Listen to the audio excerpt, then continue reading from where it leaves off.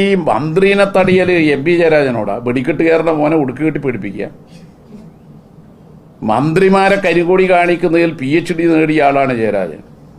കേട്ടാ, കൂത്തുപറമ്പ് വെടിവെപ്പ് മാത്രം ഞാൻ ഉദാഹരണം പറയുക.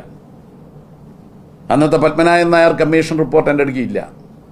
2000 ആള്, 400ഓളം വരുന്ന പോലീസുകാർ, അവരെ മുഴുവൻ DYFI പ്രവർത്തകന്മാർ, ഒരായുധവുമില്ലാതെ, കൊടികെട്ടാനുള്ള വടി പോലുമില്ലാതെ, കറുത്ത തൂവാല പാൻറിൻ്റെയോ മടിയിലോ തിരികെ കയറ്റിയ DYFI പ്രവർത്തകന്മാർ 2 മണിക്കൂറോളം അവിടെ നിന്നിട്ട് മന്ത്രിക്കോ പോലീസിനോ ഒരു പൂഴി മണൽത്തരിയുടെ പോറലും ഉണ്ടായിട്ടില്ല.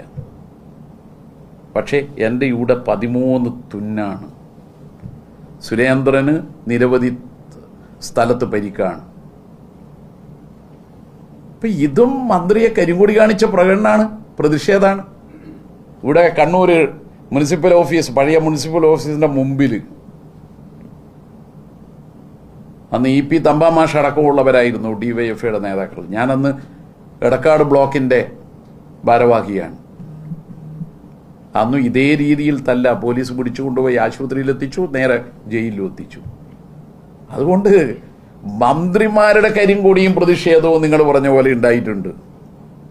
പക്ഷെ ഇത് കുറച്ച് കേരളത്തിൻ്റെ ചരിത്രത്തിൽ ആദ്യമായി ഒരു വനിതാ മന്ത്രിക്ക് നേരെയുള്ള കയ്യേറ്റാണ്. അത് നിങ്ങൾ ന്യായീകരിക്കും.